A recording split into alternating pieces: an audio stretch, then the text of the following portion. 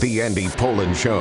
We got to go after this with everything we got, thinking they're going to come with everything they got. I'll start off by saying I'm bored, I'm broke, and I'm back. The Andy Pollin Show on ESPN 630 starts right now. Yes, I often say not broke, but back from a week of vacation. Those of you who know my routine year by year, yes, I went to Vermont, spent the week there. Little rain, but when it was nice, it was really nice. 75 degrees, almost no humidity. It was great. It was terrific. Odd vacation schedule this year.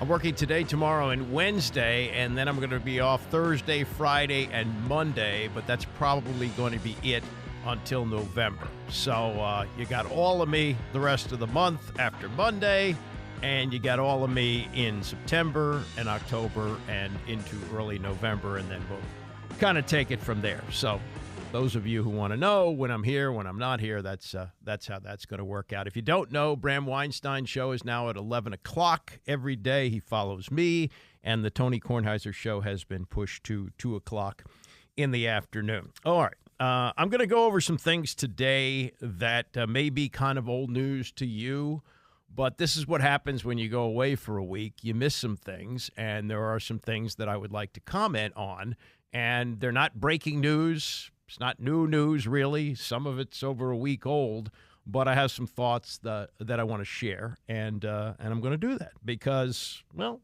there really isn't a lot of editorial control here. They trust me with what I want to talk about. I'm very appreciative of that. Very happy to be doing this show from 9 to 11 every day. All right, let's launch into what happened Saturday in New York as the Commanders played their exhibition game against the New York Jets, and they lost the game. So what? Didn't matter. And the buzz is what happened in that first drive when we saw Jayden Daniels in a uniform playing against another team for the first time in a game, though it's an exhibition game. Now, the practice that they had, I didn't see any of it, but the practice that they had against the Jets apparently didn't go all that well. They didn't look good. There was rain. There were other issues involved in that. And then you have the game, and it starts off with the odd kickoff. Now, I was a little bit familiar with it because I had watched the Hall of Fame game, but it is still something to get used to, the way the teams line up. We had a penalty late in the game because the Jets moved before the returner caught the ball or before the ball hit the ground. So it's going to take some getting used to, and that's what the exhibition season is all about. But on that first drive, Jayden Daniels wowed everybody. And this is really bizarre because he checked out of what was supposed to be a screen play. It was an empty backfield. They're going 4 wide. And he checked out of what was going to be a screen and threw a 42-yard bomb to Deion Brown, which, and I've seen the video of it, the first play that he had in college at Arizona State when he was a freshman, that's 5 years ago, was in fact a very similar play, almost an identical play. Really weird. That counted. This one didn't, but it made everybody go, whoa, look at that. And that set up what was eventually his touchdown as he had an option play and he had wide open space and carried it in, looked like 3 yards for a touchdown. But this was Dan Quinn after the game on that checking out of the screen to go for that 42-yard bomb to Deion Brown. It's an interesting question, checking into it. I thought of Top Gun. Do I have permission to buzz the tower? No, Ghost Rider, the pattern is full.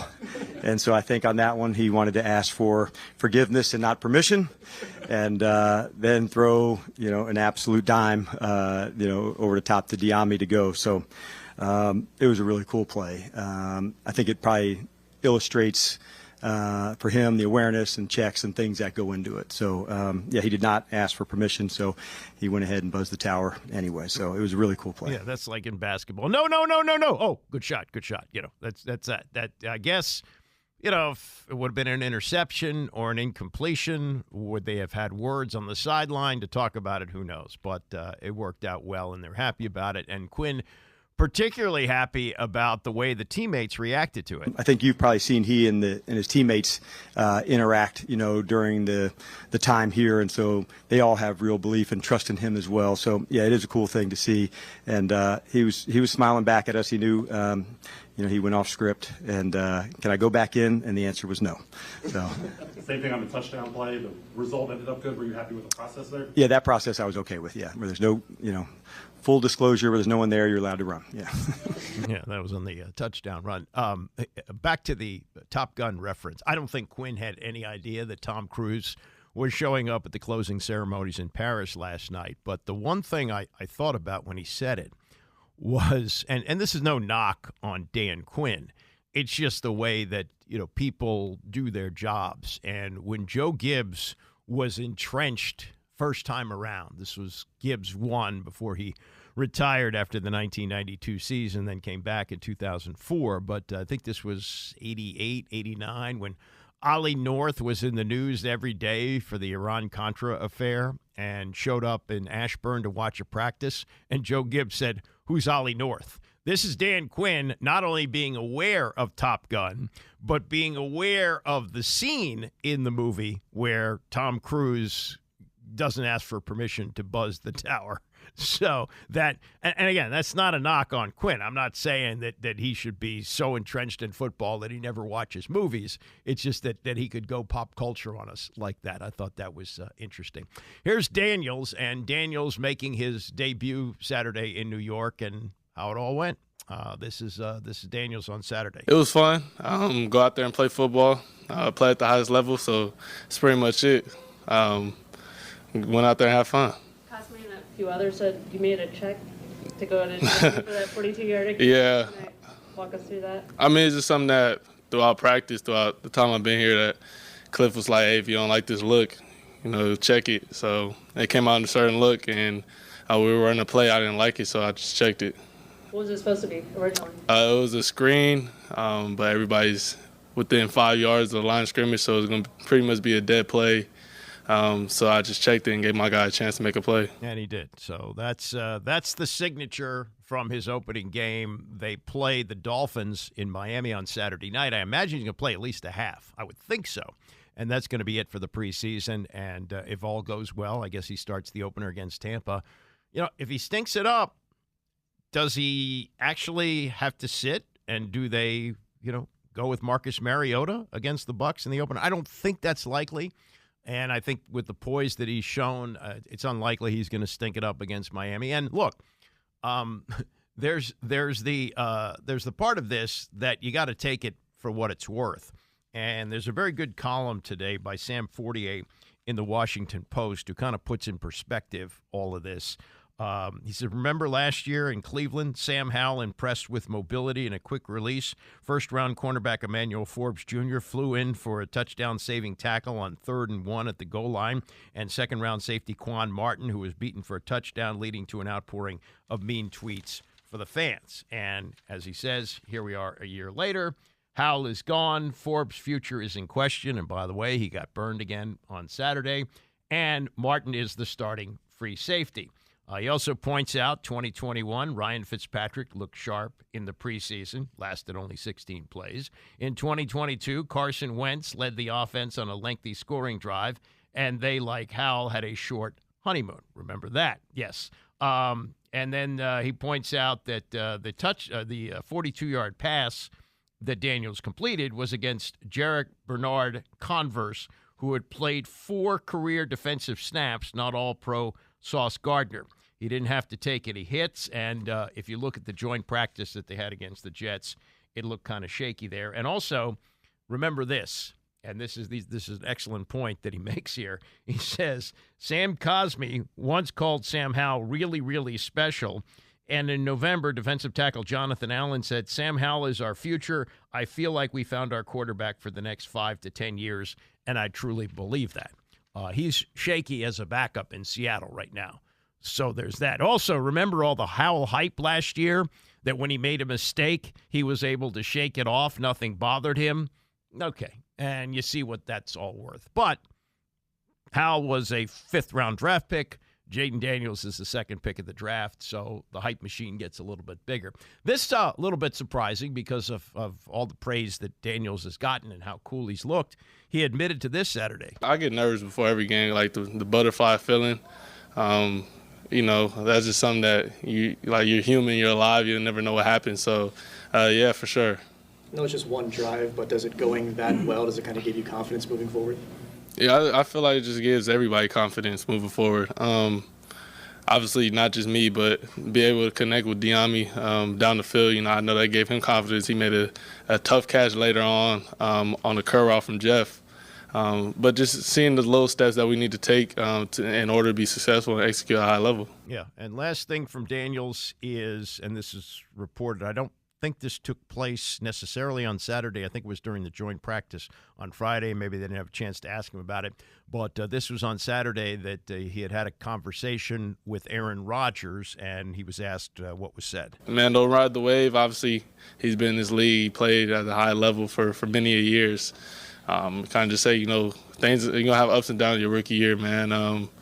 Don't ride the wave and, just stay the course and everything will work out. Rodgers did not play Saturday. I wonder if he'll even play in the exhibition season. He did play a series or two, maybe 2 series last year, the final one just to tune up, and then lasted 4 plays. So I would kind of doubt that he's going to play at all. And speaking of Rodgers, by the way, there's a new book out by Ian O'Connor, kind of a biography there, and he talked about – remember this during COVID when he said he'd been immunized and most assumed that he had gotten the vaccine, and it turned out he didn't. And then in November he tested positive for COVID, had to be sidelined for 10 days, missed I think at least 1 game, maybe 2.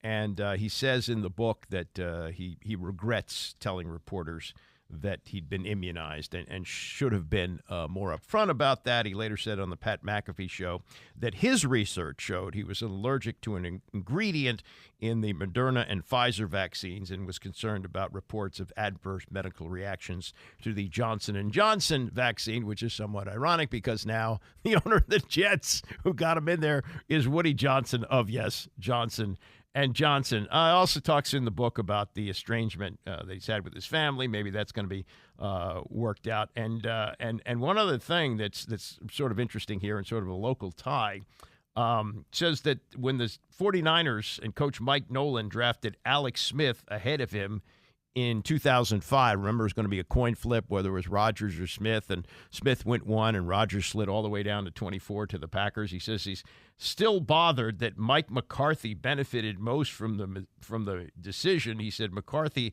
had a lot to do with picking Smith in the end and got the one that he didn't pick, and it elevated his career. Well, kind of that's the way the draft picks bounce. That's too bad. So if you're interested in Aaron Rodgers, which I'm really not, that book is now out.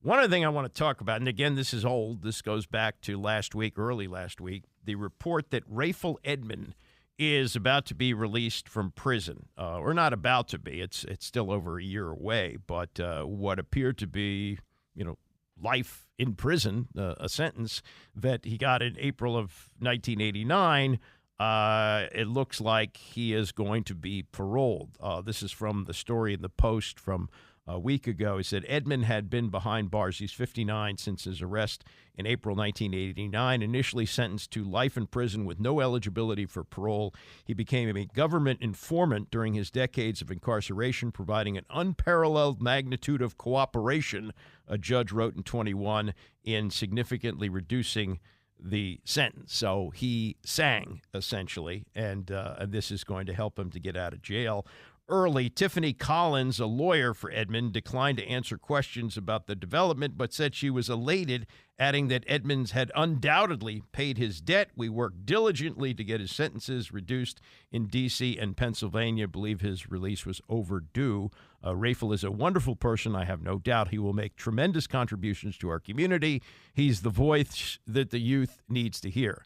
I wouldn't go as far as wonderful person. He was a drug kingpin and probably was responsible for the deaths of many. In fact, he was making about $2 million a week in the 80s selling cocaine, and there were some horrible things, obviously, that happened in that.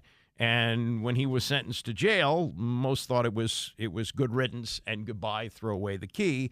now he's going to get out. Mark Fisher wrote an editorial in the Post last week, and he said in 1987, 2 years before Rayful Edmond was convicted of running D.C.'s biggest cocaine distribution network, I spent an afternoon at Moton Elementary School in Southeast talking to kids about heroes. Their hero, many sixth graders told me, was the local legend who scared other bad guys, eluded the cops, and took care of kids on the street. They knew about Edmund's Jaguar convertible with gold inlaid hubcaps, his $45,000 Rolex watch, his generous contributions of football, sneakers, and food to kids and moms. A few youngsters mentioned Marion Barry, then a hero, but most looked up to the man who played a powerful role in condemning the nation's capital to decades of street shootings, addictions, and crushed hopes. Those kids are nearing 50 now, if they're alive. Kids back then, like Moton, often spoke about their expectation they'd be lucky to live to be 20 years old. Edmonds has made it to 59, courtesy of the relatively safe accommodations provided by the U.S. Bureau of Prisons. The dealer who introduced crack to much of the city, bringing 1,700 pounds of cocaine into the district every month, was released to a Nashville halfway house last week after 35 years behind bars, although he was sentenced to life in prison without a chance of parole, now scheduled to go free. Here's something interesting that he points out. In the fact that he sang and talked about the other dealers and was able to get 111 indictments against 340 defendants. It's possible, as Fisher points out, by naming other dealers, Edmonds significantly reduced his competition on the street, leaving the temptation for him to again make millions. And there were reports that even that he was running the drug ring out of prison. So that's where we are on Rayful Edmond. If you remember that name, he was the drug kingpin of the 80s who's sent to jail. The sports tie-in is this. There were stories for years that John Thompson knew about the association between Rayful Edmond and Alonzo Mourning, one of his star players in 1989. And as the legend goes, Thompson went up to Edmond's house and said, "Stay the F away from Alonzo," which made Thompson into a bigger folk hero, which, he was. He was a giant of a man, literally and figuratively, in Washington, led Georgetown to its one national championship and built the program out of basically nothing. I mean, he was a giant of a human being and a great basketball coach, Hall of Fame basketball coach. But in his biography, which came out after he died, his autobiography, which he wrote with Jesse Washington, I Came as a Shadow, he set the record straight on Rayful Edmond, and that's what I wanted to bring up here. You may know about the news story that he's getting out of jail, that the story of Thompson going to his house and saying, "Stay away from my star player," didn't happen that way. At the time, Edmond hadn't been charged with anything. Thompson knew that he was the biggest drug dealer in Washington, was concerned that he was associating with his players, but this was not in drugs. He said Rayful was crazy about basketball. He'd gone to Dunbar. He was a good playground player and played games all over the city and had, star players like Alonzo in it, plus a local guy by the name of John Turner. And, Rayful picked up the check for pizzas and things like that. I mean, maybe the NCAA was going to investigate that. Maybe they weren't. Who knows? But as Thompson said, he didn't believe that these two guys were necessarily, especially Alonzo, associating with Rayful Edmond because he was a drug kingpin. He was a guy who was having these basketball games and paying for pizza. And so what Thompson did was he put the word out that he wanted to talk to him. And sure enough, one day, Rayful Edmond walked into the gym while Georgetown was conducting practice, and everybody's jaw dropped. And Thompson wanted to talk to him, took him up to his office. He said Rayful was about 23 years old, 6 feet tall, dressed neatly, nice polo shirt, didn't look like a drug kingpin. And he said, and this was very important to Thompson, I remember this is the way he used to talk about people. He said, "I recognized his intelligence right away. John was a very intelligent man. He respected intelligence in others." Not that what Edmond was allegedly doing, because he hadn't been charged with anything yet, was anything acceptable, but he had to navigate this problem. He couldn't have it out there that Alonzo was associating with a drug kingpin, an alleged drug kingpin at the time. It would be damaging to Georgetown. It would be damaging to the player himself. And so he said to Rayful Edmonds, Thompson did, "I'm hearing things about Alonzo and John Turner, another player, that could cause a lot of problems. And Rafel said nothing's happening, but he said, look, we can't have Alonso associating. He says, that's okay. I understand that, and Alonso will be okay with that. But John Turner is kind of caught up in no evidence that he's dealing drugs, but he liked to be seen with, remember those big cell phones? If you ever saw Wall Street, that you saw the huge cell phones, he said Turner used to carry one around just to make it seem like he was a big deal. And so eventually Edmund said, Coach Thompson, you don't have to worry about a thing with Alonso. He says, JT, John Turner, I don't know. And what eventually happened is Alonso stayed for 4 years. He graduated in 92 and had a great career in the NBA. John Turner left after that season, and maybe he was told to leave by Thompson. It's not known here. But the upshot is, Thompson heard this later, that Rafel was really thrilled to meet John Thompson. So that's really how that went down. And it's a great book. It's called I Came as a Shadow. If you want to know the real story of what happened with Rafel Edmond, that, as they say, is the rest of the story. Coming up, some Olympic stuff. Bob Costas with memories of the Dream Team. Plus, Costas and Al Michaels look ahead to the next Olympics, which are going to be in Los Angeles in 2028. Don't go away. The Andy Poland Show on ESPN 630, the sports capital. Back from vacation, Bram Weinstein Show now at 11 o'clock every day. Tony Kornheiser, 2 o'clock. Olympics in the books. To be honest, I didn't watch a ton of it last week when I was on vacation in Vermont. There's television there, but I wind up doing other things. Did follow along as we had the close call with Serbia in Olympic basketball, and turned out to be a closer game than expected once I got home Saturday to see what they did against France, with Steve Kerr accurately saying after the game, look, this may be the only team in the Olympics where it's considered an embarrassment if we get a silver medal. This was gold medal or bust, and they got that done. The women had a close call yesterday with France as well, but they survived 1 by 1 point. And it's kind of a, it's not necessarily celebration. It's more relief. And it's a far cry from 1992 when we took the Dream Team to Barcelona and just obliterated everybody, which turned the rest of the world on to basketball. It was, in many ways, mission accomplished for the NBA, because the NBA, under David Stern, a visionary, wanted to become a more global sport, which they certainly have. But it's meant that we're in a position now where the world has caught up to us. That was not the case in 1992. Remember, John Thompson had coached the team in 1988. It was the last time we took amateurs. These were college guys. Some of them had finished college and had not yet taken money in the NBA yet. So we were trying to play by the rules, and we wound up settling for a bronze medal, which wasn't good enough. So they said, well, the hell with this. We're going to send professionals, and we're not just going to send professionals. We're going to send maybe the best collection of talent that has ever been put together. Bob Costas anchored those Olympics for NBC in 1992, and he was on the Dan Patrick Show last week with memories of that team. The mania that surrounded it. Walking down the Ramblas in Barcelona and seeing like a 15-story building, from the sidewalk to the roof of the building, with a Michael Jordan mural on it. The mania that surrounded them. And also the idea that their opponents, and in most cases in 92, their victims, enjoyed it. It was the guy from, was it Angola? Yeah. Who wanted to take I guess back then selfies were kind of a new thing. The ball goes out of bounds and he wants a selfie with Barkley before the ball's put back in play. And I also remember Marv Albert, in typical dry Marv style. I threw it out to him for the first game. I think it was the Dream Team against Angola. And he says, Bob, bookmakers in Luanda have taken this one off the board. Have you ever experienced anything close to just the admiration, the fandom that we had with the Dream Team?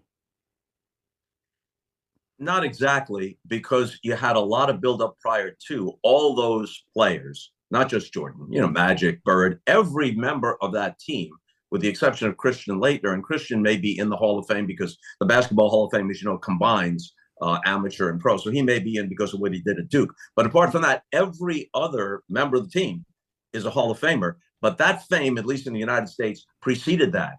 And then the reverberations continued into the subsequent NBA seasons. So I think it's kind of been a separate category. Yeah, that's Bob Costas last week. That was before the U.S. won the gold medal. It may have been before the Serbia game. And, yes, LeBron was the MVP, and I don't think they should have MVP in the Olympics because, if you're playing on an Olympic team, it's all for country. It's not for self. And I think they did away with it for a while. Now, excuse me, now they brought it back, and I just don't think they should have done it. And, look, anybody that watched the last two games, got to give it to Steph Curry. I mean, he saved their bacon against Serbia, and then, although I think they would have won, even if he didn't have his heroics down the stretch, he gave him a lot of comfort knocking down those threes on Saturday to lock up the gold medal. That was a huge, huge deal. And this is funny. In France, where they have McDonald's, and they have a little different tastes than we do, one of the dipping sauces for, I guess, the chicken McNuggets is curry sauce. And they put out a tweet saying maybe we're going to do away with the curry sauce after what he did with them. And what if he needed anything else for his career, that's now complete. Steph Curry's been an MVP. He's won 4 NBA championships. Now he's got a gold medal. And, I don't want to, pick on Seth Greenberg again, but he wanted to go to Virginia Tech, where his dad played. Del Curry was a great shooter in his day in the NBA, and had played at Virginia Tech, and that's where Steph wanted to go. And he was very small, and they didn't want to give him a scholarship. They said, we'll give you a preferred walk-on if that's what you want. And, look, his family could have afforded that. Del played a long time in the NBA, but he took the scholarship to Davidson. He helped upset Georgetown, or was the main figure in upsetting Georgetown in the NCAA tournament, made it to the Elite Eight, lasted till the 7th pick with the Golden State Warriors, and you look back on all that's unfolded, and it's just remarkable. It's a testament to his hard work. It's a testament to his dedication in the gym, and there are some arguments to be made, I guess, over the best of all time. I still think it's Jordan. Some might say it's LeBron. You could even make a case for Wilt Chamberlain if you wanted. There's nobody who's been able to shoot the basketball like Steph Curry. There's nobody close. There have been great shooters in the history of the league. And you could also speculate that if we would have had a three-point line, maybe somebody over the years would have worked on the three-point shot to the point where he got to the Steph Curry level. So you got to take that into account, that it came in the league in 1979, before Curry was born. And so he was born into it, the three-point line, and it's completely changed the game. If they would have had that in the 1960s, could Rick Barry have done that? There were great shooters along the line, guys whose careers were different because of it. There was a guy named Rick Mount who was a great shooter at Purdue, and would he have lengthened out his game to shoot it further out? We'll really never know about that. But based on what we've seen from Steph Curry, he's the best. Forget it. He's otherworldly, and proved it in the Olympics over the last few days. As for what's next, 2028, they're going back to Los Angeles, where they had the Olympics in 1984, and it was a success. And all signs are saying that this was a success. Barry's Verluga wrote a glowing piece about these Olympics and how important they were in bringing back the joy of the games and so forth and so on. And the two old vets, there are four people who have been significant in anchoring the Olympic coverage, and they've all been great.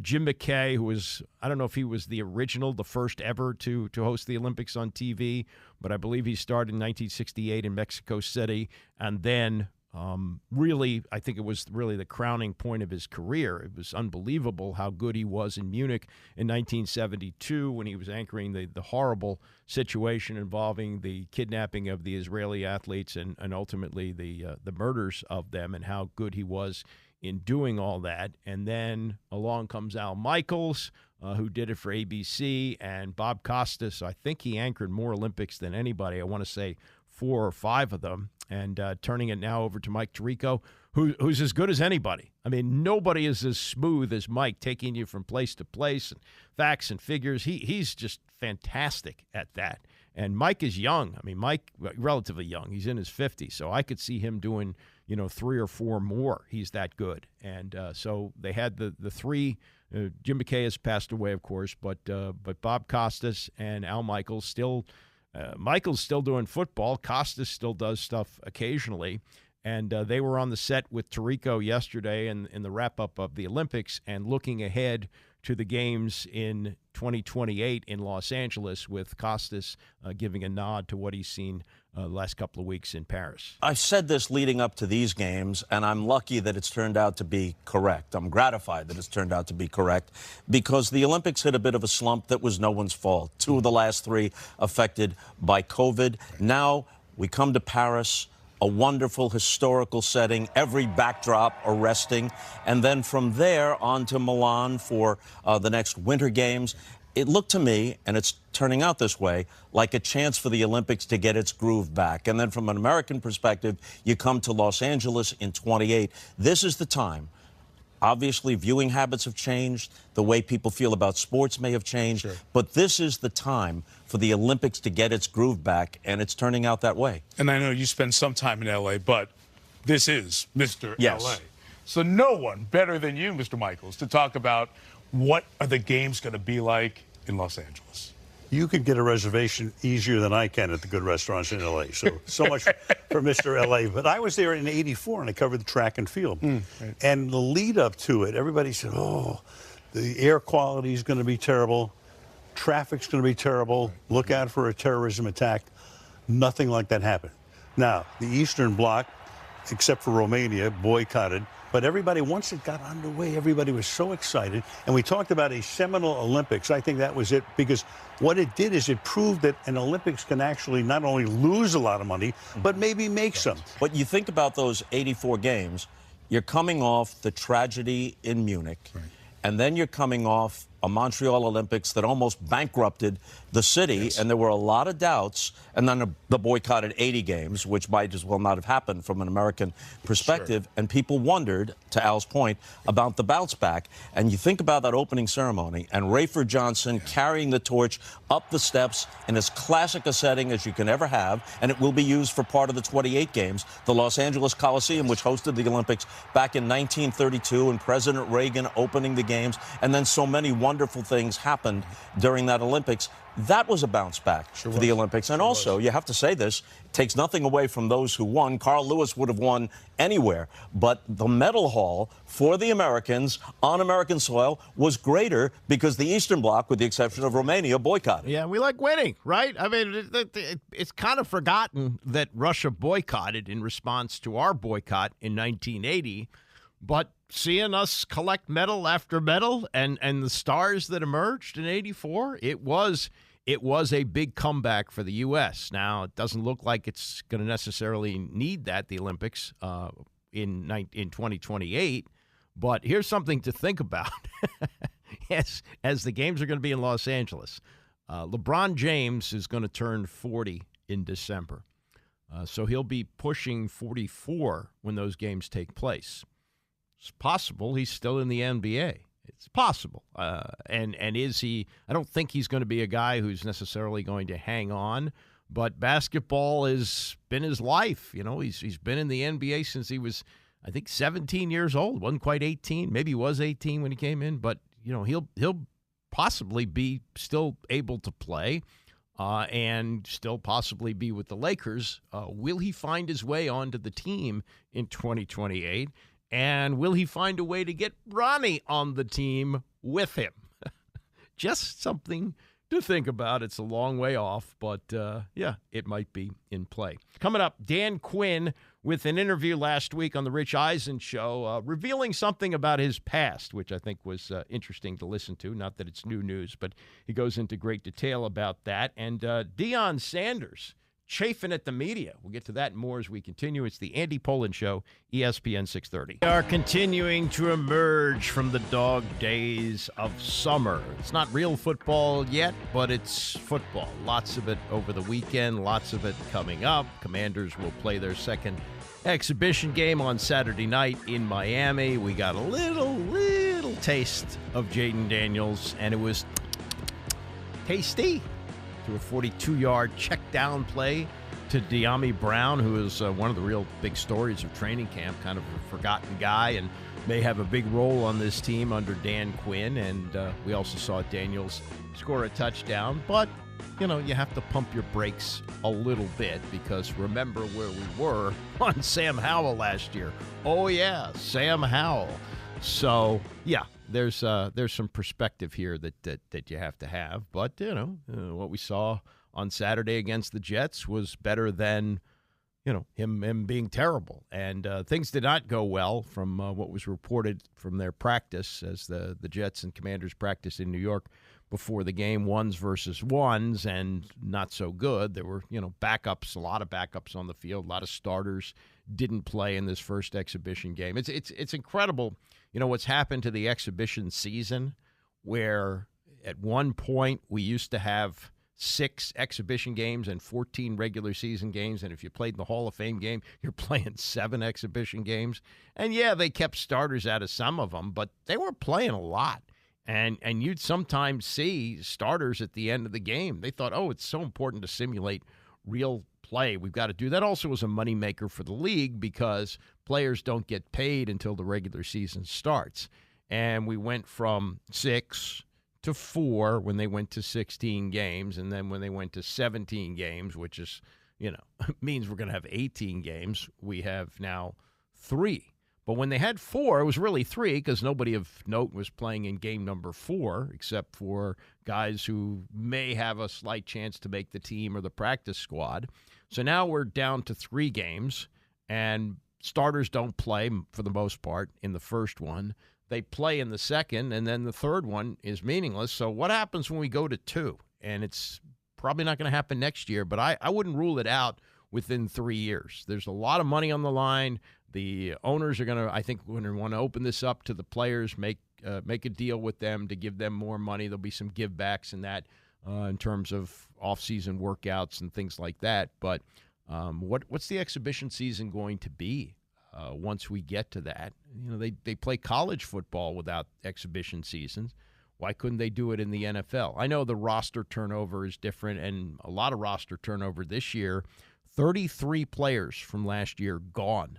More than half the roster has turned over, and that maybe has something to do with the need to have these guys play. It'll be interesting to see how much the starters play against the Dolphins. I would expect Daniels to play a half, but I don't know. We'll find out more this week from Dan Quinn.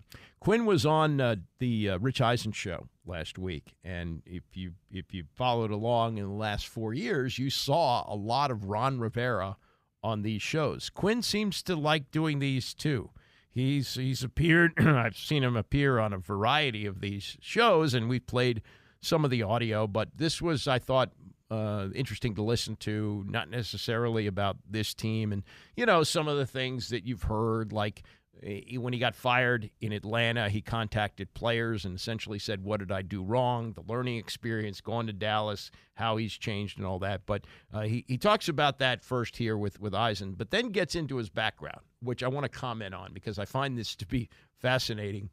He grew up in Morristown, New Jersey, as a Giants fan. You don't want to talk about that too much, but you got to imagine, because they were good then. You know, if you do the time frame, he started college in 1989. The Giants won the Super Bowl after the 1986 and 1990 seasons. So I don't think your fandom is any bigger than when you're in high school and college, even though he didn't go to college in New York. So I got to figure if you go back into his room when he was a kid, there was probably some Lawrence Taylor and Phil Simms posters on his wall. So he's got a different style than Bill Parcells, obviously, but that was the coach of his youth, along with Bill Belichick, defensive coordinator. So I want you to listen to this. This is first about the transformation that he's made since being fired in Atlanta, which has gotten him to this point with the Commanders. And then he and Eisen, Eisen also a New York guy, not a Jersey guy. He grew up in Staten Island, would be a Jets fan, I guess. But this is about comparing notes, as you'll hear at the end, about growing up fans of the local teams. There was definitely some things about Atlanta that I liked. And going to Dallas, I was able to apply some of the things I'd like to try differently, whether that had been in teaching or how to, change on a scheme or using different players, Rich, in different positions where maybe, there's a receiver that can play a running back, a safety that can play down to linebacker, a linebacker to play down to end. So having some position flexibility, the Dallas allowed me to do that. That experience with Parsons and Curse and others to move them around, that was a big deal. And then heading back into here as the head coach, applying different things that we started off training camp in the red zone. And so that wasn't anything that we had done before, but it proved to be really valuable, both for the players and for the staff to get rolling. So just a couple of small examples, but yeah, it's definitely 2.0. You want to learn from it and then try, to apply the new lessons to it. How about philosophy in terms of staff or communicating with players? Again, I understand, you have your DNA there, but I'm just wondering if it's any different here. Yeah, I think for sure the staff part, that's usually make sure that the message comes from me through the staff down to the locker room. Usually as a coach, you've done a good job when you've heard a player say something or, their behaviors or actions or something that, you might have relayed in a staff meeting and then it got down to the player. So seeing that connection build between players and coaches, the staff itself, those take time, but it's been really cool to see these guys connect fast.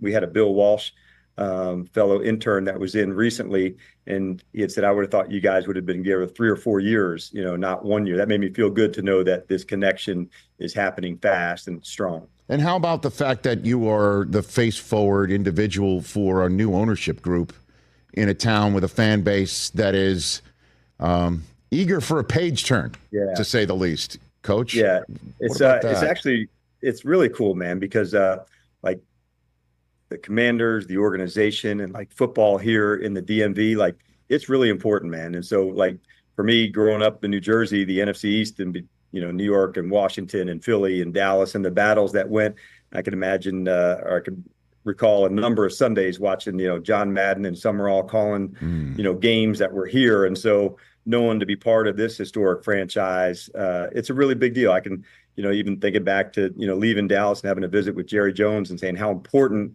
this franchise is to the NFL. So when Josh and Adam, went through that process with them and they offered me the job, man, it was like, this is the spot. And every once in a while in your life, you're where you're supposed to be with the right people at the right time. And I certainly feel like that's this place here with me. And Josh and Adam were, at the very front of that. We're right around the same age. I'm from Staten Island. You're born in Morristown, New Jersey. I remember Summerall and Brookshire calling the old Washington Dallas games where the Dallas offensive lineman would get up and get back down again. I remember those days. Dan. Yeah, I remember going to training camp and, staying for 2 sessions just to watch the guys compete. And sometimes I think of that when you see the fans here. I was that kid, in high school or something, staying over at Fairleigh Dickinson to watch both practices and seeing Lawrence Taylor and others. And it was just like, I'll come pick me up at 5 o'clock. I'm just going to stay and watch football for today. So to be back in this area and with this organization, it feels really cool, Rich. Wait a minute. You hit training camp as a kid in Jersey? Was it the Parcells era? Early Parcells? 100%. Really? Yeah. So Leonard Marshall and Harry Carson and LT and Bavaro and Sims, like that whole crew, Joe Morris, seeing those guys and going to practice, as a young kid and watching that, that was kind of where, it's first started to love football. Yeah. So seeing Parcells coach and the toughness, like I can remember Romeo Cornell and Belichick and others, just watching the whole thing, man. And now you're somebody that could break the hearts of a kid that age now up there, Dan. Twice a year. That's your job to do that.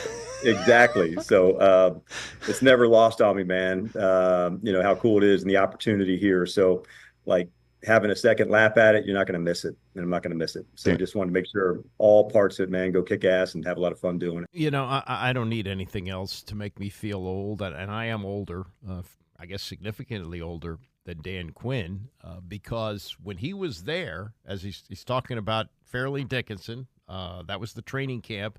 For a while, they were also at Pace University at one point. They moved around a little bit. They didn't practice at their facility because their practice facility was Giant Stadium. Yeah, they had a practice field out there, but they held training camp at a college. And in those days, guys slept in dorms. It was a lot different than it is now, where you have players staying in hotels or luxury places like Lansdowne, which is where the Commanders are staying. But all those names he mentioned, I covered those teams. I was there. So I'm thinking, I'm a reporter with WFAN. I also covered the Giants for Sports News Network, which spawned a lot of people in this business, including Chick Hernandez locally here at Channel 9, Kurt Menefee, who's with Fox. I was there as a reporter then, and maybe at some point I turned around and I saw a kid with his hat on backwards, and maybe that was Dan Quinn hanging out looking at. But yeah, all those guys I remember, they were good, and the rivalry between Washington and the Giants was huge. The Cowboys were fading at that point. Remember, they were bad the last couple of years under Tom Landry. And he was fired in 1989, so it was the Giants and the Redskins who were battling for the top. And the Giants won the Super Bowl in January of 1987. The Redskins won it in 1988. The Giants won it in January of 1991. The Redskins won it in January of 1992. That's as big as it got in the NFL. Probably there are few rivalries in the history of the game that were as big as they were in those late 80s. So really cool to hear him talk more extensively about his rooting in the Giants and now to be on the other side coaching the Redskins. This is on Jayden Daniels and what he thinks makes him tick. There's a difference between throwing it well and playing the position well. And I think everybody recognizes he can play the position well. That's checking a protection, the ball going to the right spot based on a coverage. And so that's really what it is. We've seen plenty of pro days look good when a guy's throwing onto air, but playing the position, the checks, in and out of pocket, good decisions, that's what it comes down to me. And so the other players saw that. I thought Zach Ertz said it well. He said, people were saying this guy's going to be good. Zach said he's already good. And I thought that was really well said by Zach Ertz. So then when it comes to drafting somebody second overall, certainly for a franchise that is searching for a long-term answer at that position, and you having been in your previous stop of Atlanta, knowing the value of somebody at that position, and you can win an MVP with them and go on to a Super Bowl with them. The question stands to reason, why are you having a competition at all? And obviously that's an outside-in question. I'd love for the top of the flow chart inside out to answer that, if you don't mind. No, it's a fair question, and it's a good question because it's also my first experience going through it with a first-year quarterback. During my time in Seattle, Russ was young, but he was going into his second year. My time in Atlanta was Matt and Dak in Dallas. So with Jayden, we just didn't want to miss one step. That's all it was, Rich, to make sure we're going through the process. He's getting plenty of reps, but we wanted to go through the practices against another team. And so going through all those steps, just making sure we're not missing one of it along the way. So that's really what it's about, Rich.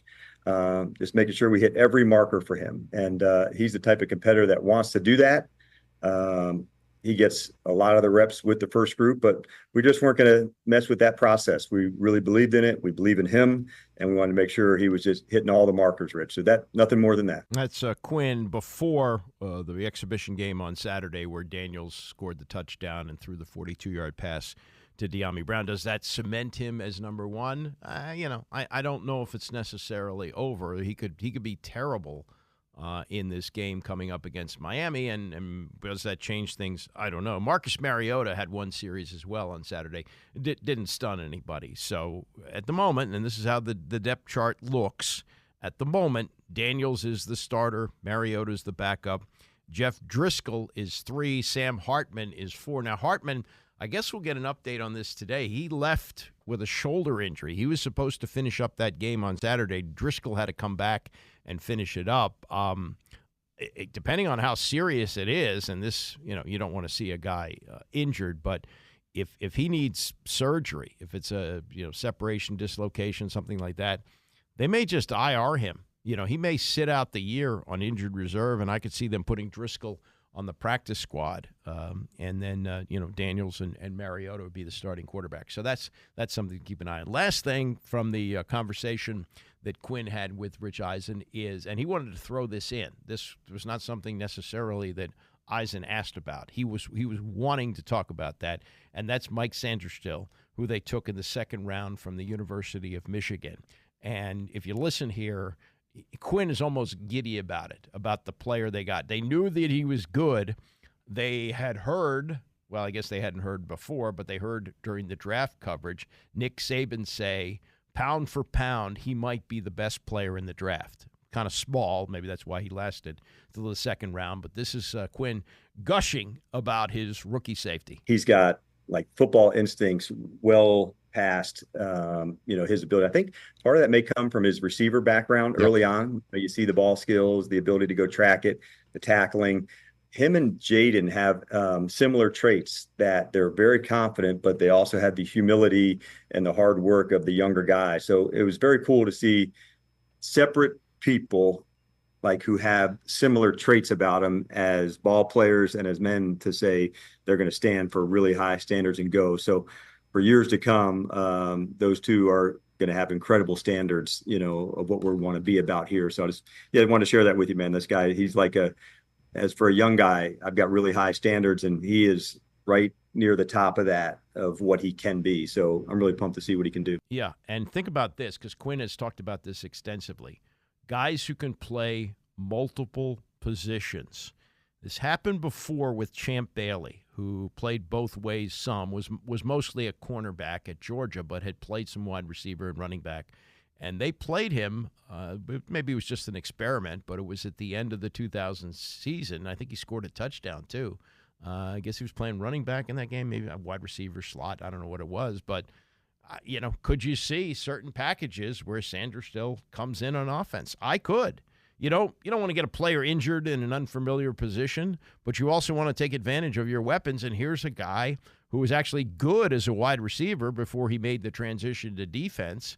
And I wouldn't rule it out because Quinn has gone out of his way to talk about players playing multiple positions. So Mikey Sanderstill, Mikey they call him, he could wind up on offense on some plays, packages as they call it, or they could say, geez, he's so valuable on defense, we can't afford to risk injury there. But if you got weapons, you might as well use them. And this thing he's got going with Daniels, where they're both leaders and so forth, that may be something that we could keep an eye on, that at some point we could see him play a little offense, especially with some injuries that could happen along the way. You want to go back almost exactly 11 months, September of 2023. The biggest story in sports at that time was Deion Sanders. Yeah, what Deion Sanders had done at the University of Colorado. He went there with great fanfare, what he had done at Jackson State. First he said he was never leaving Jackson State, that he left Jackson State, and he went to Colorado and he told the players, leave, get out of here. He says, I'm bringing my own luggage and it's Louis Vuitton. And he had all kinds of transfers coming in, and he was going to shake up a program that had been terrible. They'd won one game the year before, and they opened the season at TCU.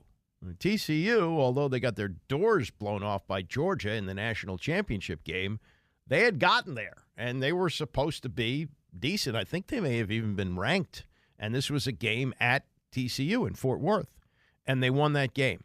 And they won their first 3 games, and all of a sudden, oh my God, Deion Sanders, he's the toast of college football. He's got it. He's a great coach. And is Jerry Jones going to bring him to the Dallas Cowboys? Is he going to jump to a program with more prestige? Oh, wouldn't he be great at USC?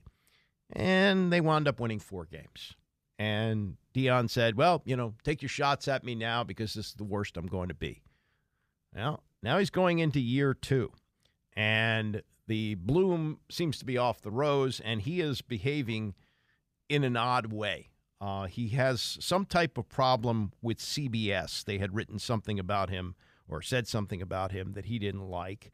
And then he also went at it with a sports writer from the Denver Post, a columnist by the name of Sean Keeler. So this is a portion of the news conference from the other day with Deion Sanders first getting a question from not the national CBS reporter, but the local CBS reporter in Denver, and then taking on Sean Keeler of the Denver Post. Eric Christensen with CBS Sports Colorado. CBS, Tyler, I'm not doing nothing with CBS. Next question. Joe Rigo, Mile High Ain't got Sports nothing to do with Vegas. you. It's above that. Ain't got nothing to do with you. I got love for you. I appreciate you, respect you. Ain't got nothing to do with you. They know what they did. I'm here in Denver, not national. You are who you are. CBS is CBS. All right. Joe Ain't Rigo, got Mile nothing High to do with Sports. you. I respect you. That's why I told you that. I'm looking you in the eye as a man. I respect you. I got love for you. But what they did was foul. Coach Sean Keeler, the Denver Post. Happy summer, my man. You don't like us, man. Why do you do this to yourself? Come on. You No, don't like us. Mark You- likes you- me, by the way. Huh? Yeah. Mark said he likes me. No, so but that's you one. don't. Why do you That's do one. this, though? No, I'm sorry. Two-parter if I could. No, I'm Football serious. Why do question. you do this? Like, you know you don't. Like, why do you do No, this? no, it's not about that. Football question. Football No, question. why do you do this? Like, it would be hard for me to really engage in someone I don't like or something I don't like. I'm just asking why. Like, why? Gotta pay What the bills, did I Coach. do? You didn't do anything. It's not about that. But this But is a football why? question. I'm asking you why. Yeah, you can answer, but that's Okay, not answer your me. means. Because you want me to answer you. So can Yeah, you- okay, that's fine. That's fair. Why? Yeah. Why? Because I have Give me questions. your why. What's your why? What do you want to know? Why do you always on attack? Like, what did we do? Where am I on attack today? Where am I on attack? Yeah, I'm not gonna give you opportunities to be on attack. But I'm asking you why. Like, what does it do for you? Like, what happened? It's not about me. But what happened to get you like this? It's a good question. No, I'm serious. Because I want to help. No, I'm serious. I want to help. Because it's not normal. We can talk about that. Okay. Can I ask you a football question? No. Seriously. No, we'll talk about that. When we talk about that, I'll talk about that with you. Can we ask you a football question, please? When I talk about that, we talk about that. We can talk about that. So, what the hell is going on here? That's a question asked by Mike Freeman of USA Today, and he thinks he has an answer here. He says, first, overall, the us versus the world stuff no longer works for Deion Sanders. It just doesn't. In fact, he looks weak trying to pull it off. Beating up on the media makes Sanders seem like he's overcompensating for something else, like he's trying to distract instead of communicate.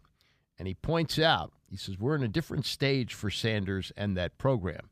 It's in the prove it part. Now, remember, honeymoon last year. He wins 2 games. It's a big deal. Now, he filled the stadium, which was huge for Colorado. He made them a lot of money, and he brought them a lot of attention. But now he's got to win. And as Freeman writes, he says, Sanders has to demonstrate to people that he can do beyond the talking cheap and taking shots at the media.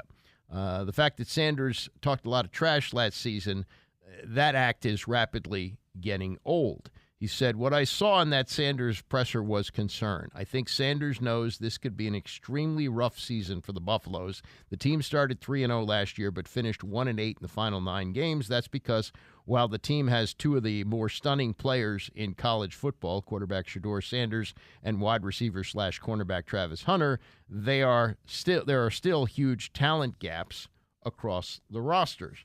If Sanders has another bad season, the microscope will get far bigger than it is now. So Sanders is working the refs instead of that possible outcome by attempting to intimidate the media. If things go bad, he wants to preemptively stop journalists from asking tough questions. He wants reporters and opinion writers to feel it's not worth the trouble. There will be pain in return if they do. He says, will it work for Sanders? Absolutely not. If Sanders doesn't win, their questions will come, and he won't be able to shut them down. It's a good point, and this is why I feel that if they don't make a bowl game, and they have to double last year's win total, and all this coming and going in the program, he's talked about this. He doesn't really recruit high school stars. He'll take them if they want to go there. He doesn't do any home visits or anything like that. He's looking for transfers. And, yes, he brought in a ton of transfers last year and created a lot of excitement with the 2 stars that he's got there, the 2 guys who came with him from Jackson State, his son, and the terrific Travis Hunter, who may wind up being a Hall of Fame NFL player. Maybe both of them will. But you got to have a lot of parts. You got to have some continuity. And while it was a great show last year, and Deion is great at the show, he knows what that's about. But when things go bad, does he stick around? Remember, he started a school in Dallas, this phony baloney school that was a football program for his sons. That collapsed. And this thing may not work out for him. So why he's behaving like that?